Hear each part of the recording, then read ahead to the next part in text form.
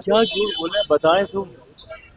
आजकल ना विपक्ष की ये आदत बन गई है। झूठ बोलने वाले मुख्यमंत्री दिल्ली में भी थे, जो बड़े बड़े दावे वादे कर कर आए थे। क्या किया देश की जनता ने 10 साल के बाद उनके साथ? उनको दिल्ली की सत्ता से बाहर कर दिया। इसी तरीके से अगर देश में कोई झूठ बोलता है तो लोकतंत्र में इतनी ताकत है कि उस व्यक्ति को अगले चुनाव में जनता अपना फैसला सुनाती। अब यही पैमाना है, यही मापदंड है। जिस मापदंड की बात आदरणीय लालू जी कर रहे हैं, ये वही मापदंड है कि देश की जनता ने निरंतरता में अगर तीसरी बार मेरे प्रधानमंत्री आदरणीय नरेंद्र मोदी जी पे भरोसा किया है, तो इसका मतलब कहीं ना कहीं पिछली 3 बार से वो अपने वादों पर, अपनी बातों पर खरा उतर रहा है। आज की तारीख में प्रधानमंत्री मोदी के वादे, उनके वादों को पूरा करने की गारंटी है। और यही कारण है कि आज तीसरी बार, ये कोई सामान्य बात नहीं है कि एक ही सरकार, एक ही व्यक्ति लगातार निरंतरता में 3 बार चुनकर आ जाए। इससे पहले जब ये हुआ था, आज से लगभग 6 दशक पहले, उस वक्त परिस्थितियां अलग थी, उस वक्त विकल्प नहीं थे। इस बार तो विकल्प के लिए आपने अपने विचारधारा से समझौता करते हुए तमाम विपक्ष एक साथ आ गए, सारे विपक्षी दल एक साथ आ गए। एक दूसरे को जो देख नहीं सकते अपने अपने राज्यों में, वो दल तक एक साथ आ गए। कांग्रेस आम आदमी पार्टी ना पंजाब में देख सकती है, दिल्ली का चुनाव आमने सामने लड़े। लेफ्ट ममता बनर्जी, ये सब एक साथ एक मंच पर आ गए प्रधानमंत्री मोदी को हराने के लिए। क्या हो गया? उसके बाद भी तीसरी बार जनता ने उन्हें चुना।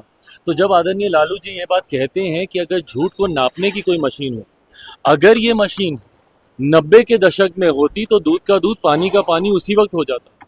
90 के दशक में जिस तरीके से बिहार में बर्बाद करने के लिए एक के बाद एक गलत नीतियां लागू की गई, भ्रष्टाचार की हदों को पार किया गया, परिणाम स्वरूप उसके बाद कभी इनका दल अकेले बहुमत में नहीं आ पाया। हमेशा इनको उसके बाद मुख्यमंत्री जी की बैसाखी का सहारा करके इनको सत्ता में आना पड़ा। तो दर्शाता है कि झूठ इन्होंने बोला था, जनता ने इन्हें नकारा।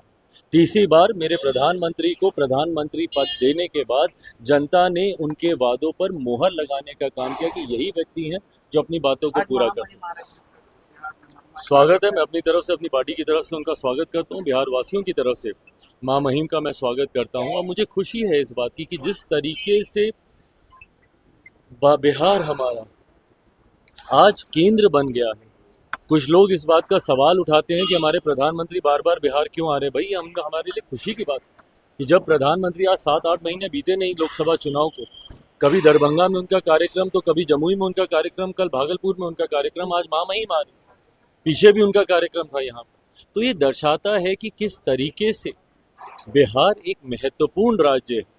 और विकसित भारत की जब हम लोग कल्पना करते हैं तो उसमें एक विकसित बिहार की एक अहम भूमिका होगी। कुमार को लाडले मुख्यमंत्री बताया प्रधानमंत्री, पर विपक्ष के नेता कह रहे हैं कि नीतीश कुमार का तबीयत ठीक नहीं है, उनको इलाज करवाना चाहिए। विपक्ष के पास जब कोई मुद्दा बचता नहीं है ना, तो वो व्यक्तिगत आरोप प्रत्यारोप की राजनीति करते हैं। ये गलत है।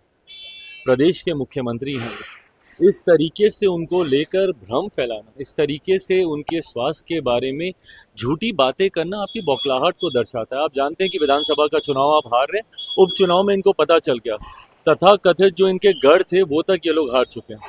बेलागंज की सीट ये लोग हार चुके हैं, तरारी की सीट ये लोग हार चुके हैं। तो ये दर्शाता है कि आगामी विधानसभा चुनाव में विपक्ष अपना खाता भी खोल लेना तो ये बड़ी बात होगी।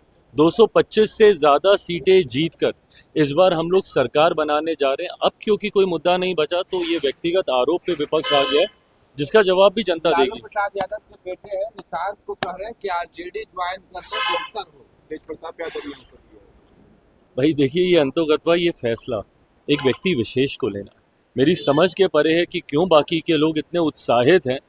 ये फैसला उनको करना है कि उनको राजनीति में आना है, नहीं आना है, कब आना है, कैसे आना है। आएंगे तो हम लोग स्वागत जरूर करेंगे। धन्यवाद।